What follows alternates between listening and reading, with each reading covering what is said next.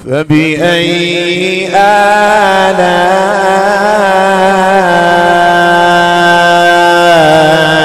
ربكما تكذبان.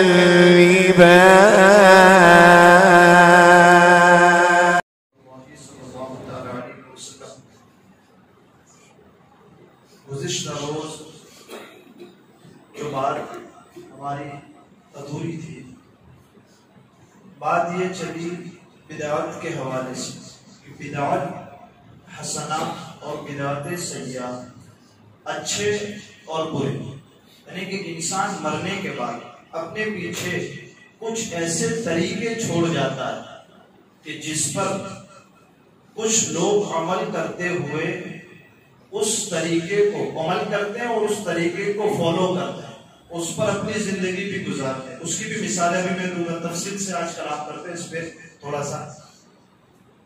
کہیے جو اچھے کام اور برے کام، اس کی پہلے مثال کیا تھی کہ بدعت حسنہ، اچھا کام، ایسا کام کہ جسے شریعت بھی اچھا کرے، شریعت کی نظر میں بھی وہ اچھا ہو، جیسے کوئی فاتحہ، درود، محفل میلاد، یہ جتنے بھی 30 40 یہ سب تھا جو مثالیں دی تھی.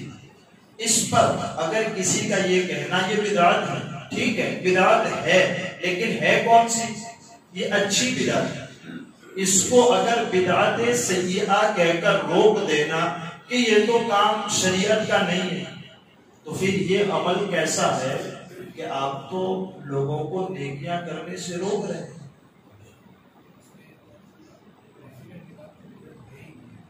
ہاں یہ حضرت نے ایک بات بھی جو یاد دلائی، مطلب اس کا پورا آپ سمجھیں کہ اصل میں ہمارے اور آپ کے لیے حکم کیا ہے کہ نیک کام کریں، نیکی کا حکم دیں.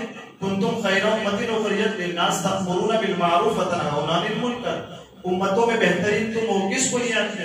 خود نیکی کرتے ہو اور نیکی کا حکم دیتے ہو، ٹھیک ہے، خود گناہ سے رکتے ہو، دوسروں کو بچاتے ہو، اس لیے تم سب سے بہتر ہو. تو اس میں حکم کس چیز کا ہے؟ کہ نیک بنو اور نیکی کا حکم دو، ٹھیک ہے.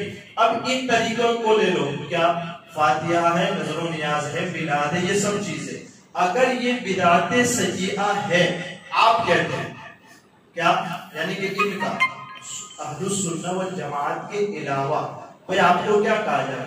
یہی نہ کہا جاتا ہے کہ میلاد شریف منانا یہ بدعت ہے، مزاروں پہ جانا یہ بدعت ہے، انگوٹھے چومنا یہ بدعت ہے. یہ سب چیزیں آپ کو کہی جاتی ہے نا بدعت ہے، کہی جاتی ہے کہ یہ سب برا کام ہے. ہم اس کو ایکسپلین کرتے ہیں اور سمجھنے کی کوشش کرتے ہیں آج کہ ایک ہے اچھا طریقہ، ایک ہے برا طریقہ. اب اگر یہ قرآن خوانی، میلاد شریف یہ اچھے طریقے، حالانکہ قرآن کہہ چکا ہے یہ اچھے طریقے، اور ہمیں اور آپ کو حکم کیا ہے کہ اچھے کام کو کرو اور کرنے کا حکم دو.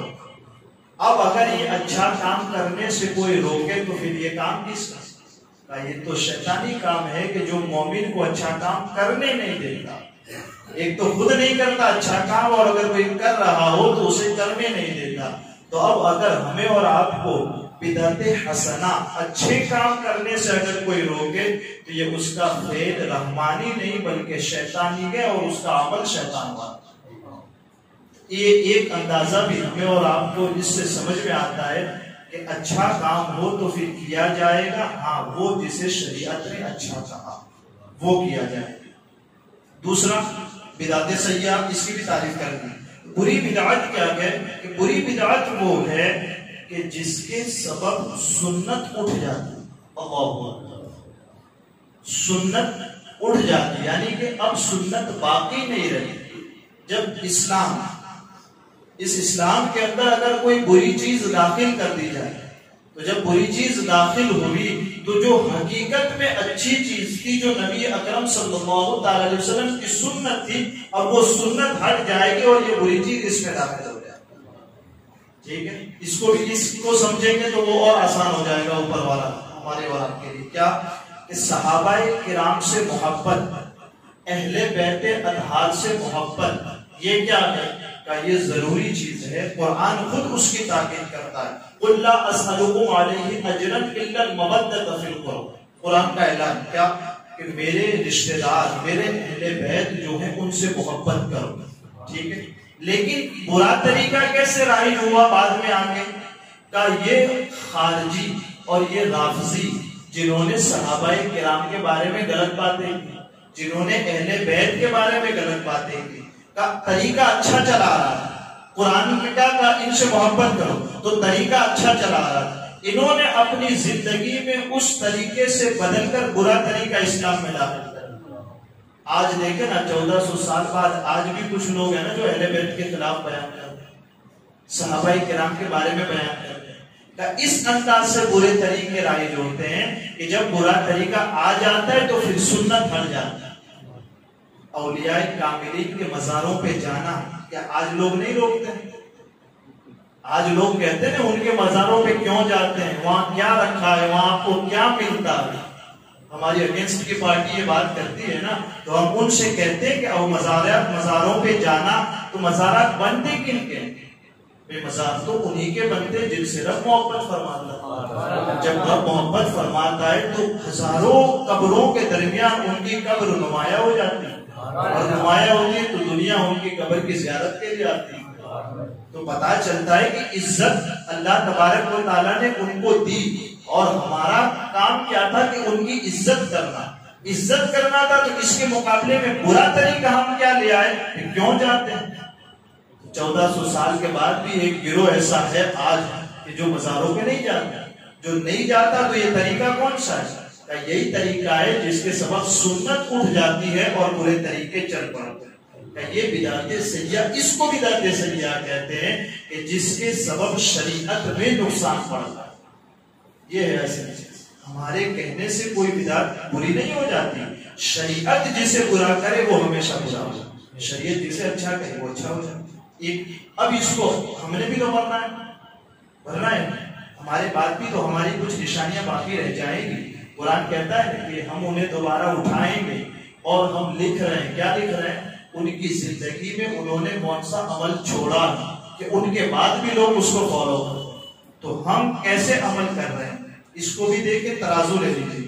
تھوڑی دیر کے لیے کھل کر کے مثالیں میں آپ کے سامنے پیش کرتا ہوں کہ اچھے اعمال کی مثالیں سنیں کہ کوئی شخص ہے علم دین حاصل کر کے آتا ہے، اپنے علاقے میں لوگوں کو علم پڑھاتا ہے، اس نے علم پڑھایا بچوں کو، اب اس کا انتقال ہو گیا، اس کے شاگرد علم پڑھا رہے ہیں، پھر شاگرد کے شاگرد علم پڑھا، پھر شاگرد کے شاگرد علم پڑھا رہے ہیں، یعنی کہ اس نے تو کچھ لوگوں کو پڑھایا، اب یہ کچھ لوگ قیامت تک پڑھاتے چلے جاتے ہیں کہ جس نے سب سے پہلے پڑھایا ان تمام کا ثواب اس کو ملے، کیونکہ اچھا طریقہ نکالا، اس لیے ان سب کا ثواب اس کو ملے گا۔ دوسری مثال، ایک آدمی نے مدرسہ قائم کر دیا، صلاحیت تو خود ہے نہیں پڑھانے کی، لیکن اس نے مدرسہ قائم کر دیا کہ اس مدرسے کے اندر طلبہ آئیں گے اور یہاں علم دین حاصل کریں گے۔ کہا مدرسہ بنانے والا تو مر گیا، لیکن مدرسہ 500 سال بعد بھی قائم ہے، 1000 سال بعد بھی قائم ہے، کہ بنانے والے کو ان تمام کا ثواب ملے گا۔ تیسری مثال دیکھیں، کسی شخص نے کتابت اسے کرتے آتی ہے، رپورٹر ہے، کچھ لکھنا جانتا ہے، کہا اس نے اگر اچھی اچھی خبریں، اچھی اچھی باتیں لکھی اور اسے شائع کرنے کے بعد وہ تو مر گیا، لیکن خبریں آج بھی باقی ہے، جتنے دن جتنے سال اس کی وہ کتاب باقی رہے گی، اس کی وہ خبریں باقی رہے گی، لوگ جب تک فائدہ اٹھاتے رہیں گے ان تمام کا ثواب اس کے کھاتے میں جاتا ہے۔ چوتھی مثال اس کی یہ ہے، کسی نے مسجد بنا دی، مسجد بنانے کے بعد مسجد بنانے والا تو مر گیا، لیکن جب تک مسجد قائم ہے جتنے نمازی نماز ادا کرتے رہیں گے ان تمام کا ثواب مسجد بنانے والے کو پہنچتا ہے۔ پانچویں مثال بھی لے لیں، کسی نے کنواں کھلوا دیا، لوگوں کے لیے بورنگ کر دیا، پانی کا انتظام کروا دیا مفت میں، وہ تو انتقال کر گیا، لیکن پانی نہ جانے کتنے سالوں تک نکلتا رہا، یہ جتنے اس سے سیراب ہوتے رہے پیتے رہے، ان تمام کے پینے کا ثواب کھلوانے والے کو ہمیشہ ملتا ہے۔ یہ ہے ثواب جاری۔ اچھے کام اگر تم نے کیے زندگی میں تو زندگی کے بعد بھی ہمیں اس کا ثواب اور اجر ملتا ہے۔ ہمارے اور آپ سب کے لیے یہ چیزیں مثالیں چند میں نے دی کہ ہم اپنی زندگی میں کیا ایسا کوئی کام کر پائیں، اگر نہیں کر پائیں تو کرنے کی کوشش کریں۔ تو اللہ فرماتا ہے کہ ہم ان کے نشانوں کو لکھتے ہیں، ٹھیک ہے۔ اب دوسری اس کی مثالیں بدعت سیاح والی بری، کیا کسی شخص نے فلم اسٹوڈیو بنا، سنیما گھر بنا دی، سنیما ہال بنا دی، ویڈیو جہاں ویڈیو شاپ ہوتی ہے وہ بنا دی کسی نے، یا پھر میوزک ہاؤس بنا دی جہاں پہ گانوں کی کیسٹس وغیرہ ملتی. اس بنا تو دی اس نے، لیکن اس کا نقصان کیا ہوا کہ یہ مر گیا بنانے کے بعد. مرنے کے بعد بھی سنیما ہال سے برائیاں آج بھی جاری ہیں. جو میوزک ہاؤس اس نے بنایا تھا سیڑھیاں آج بھی اس سے جاتی ہیں، ہے نا. لوگ کمپیوٹر سے پہلے تو ڈالتے تھے نا گانے، وہ بھی سنے اس کو. اور آج اگر موبائل سے لے کر کے زینڈر کے ذریعے بھی اگر دیتے ہیں نا گانے اور فلمیں، وہ بھی سنے اس بات کہ آپ نے دیا، بس دینے کے بعد آپ کا کام باقی رہا. جتنے موبائل میں آپ کے دینے کے بعد سینڈ ہوا ان تمام کا گناہ آپ کے کھاتے میں. ارے ہم سے تو ہمارے گناہ نہیں اٹھائے جاتے، لوگوں کے کتنے گناہ ہم اٹھائے. ایک مثال. دوسری مثال، شراب خانہ کسی نے بنا دیا، کیسینو جس کو کہتے ہیں، شراب خانہ بنا دیا. اب شراب خانے میں لوگ شراب پیتے، یہ تو بنا کر کے مر گیا، لیکن وہ ٹھیکہ جتنوں کے ہاتھوں میں گیا جب تک باقی رہا، جتنوں نے بھی ان تمام کے پینے کا جرم اس کے اکیلے کے کھاتے میں. تو نے بنایا کیوں؟ ہمیں اور آپ کو اندازہ لگانا کیا ایسا کوئی کام ہم سے ہو چکا ہے؟ اگر ہو چکا ہے تو فوراً ہو. ہمارے مرنے کے بعد یہ کام تو جاری رہنے والا ہے، تو وہ کام جاری رہے جس کا ثواب ہمیں قیامت تک ملتا ہے. تیسری مثال دیتے ہیں، انٹرنیٹ. کسی نے غلط ویب سائٹ بنا دی.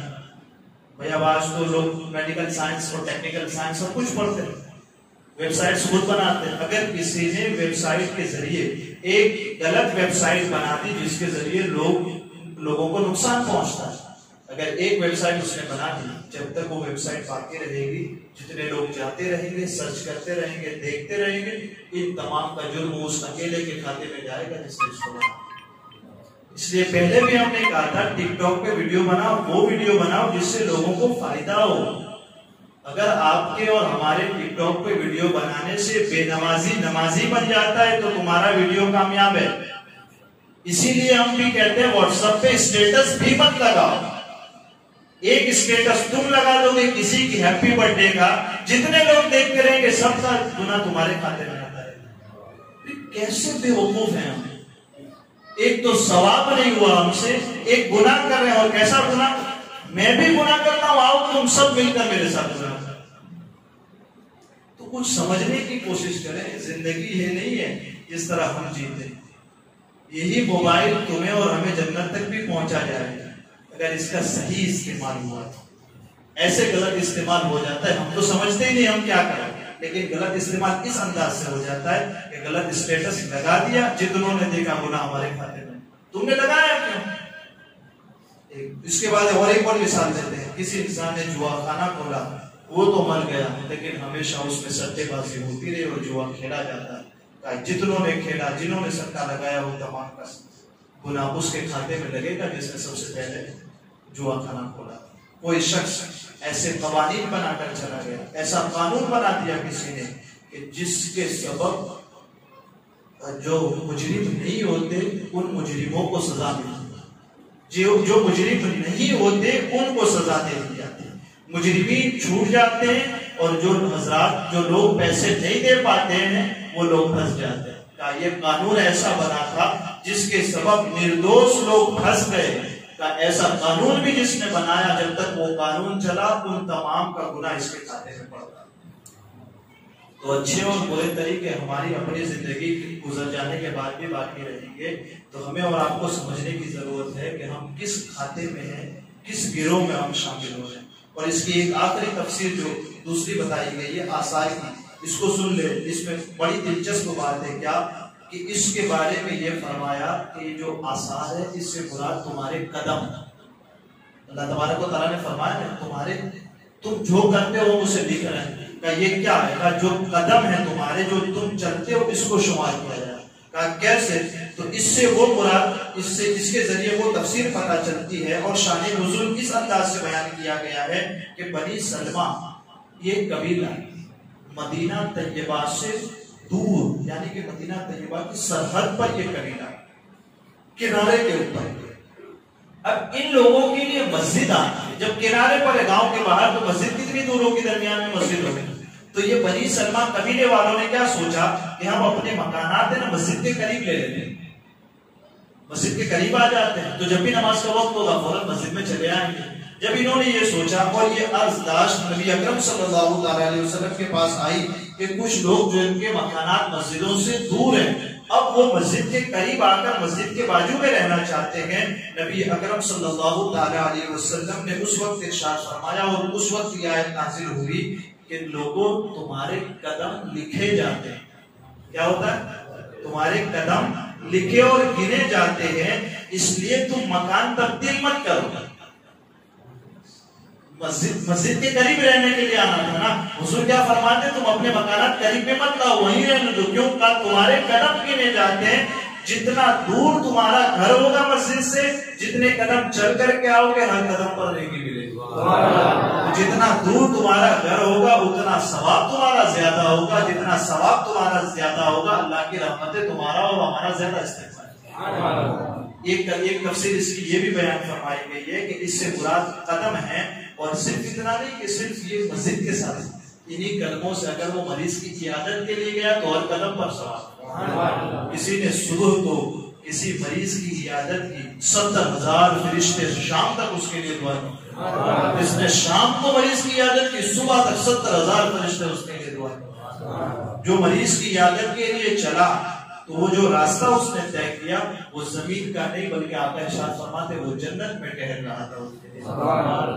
ان قدموں سے بڑی چیزیں، بڑی نیکیاں کمائی جا سکتی ہیں، لیکن کچھ اچھے طریقے پر ہو تو کمائی جا سکتی ہیں، اگر برے طریقے پر ہو تو اس کا نقصان اور اس کا خمیازہ بھی ہمیں اور آپ کو بھگتنا پڑے. اللہ تعالیٰ مجھے آپ کو سیدھی اور سچی سمجھ عطا فرمائے. قرآن مقدس کی فہم اور تفہیم بھی عطا فرمائے. اس کے ترجمے کو، اس کے بیانات کو ہمارے دلوں میں بسانے، اس پر عمل کرنے، یاد رکھنے، دوسروں تک پہنچانے کی بھی اللہ تعالیٰ اپنے حبیب کے سب کے توفیق عطا فرمائے. ہمارے کہنے میں، سننے میں عمدن سہون کوئی خطا ہوئی ہو اللہ عز و جل اپنے حبیب کے سب کے معاف فرمائے. استغفر اللہ ربی من کل ذنب واتوب الیہ وصلی اللہ تعالی علی خیر خلقہ محمد وعلی آلہ وصحبہ اجمعین.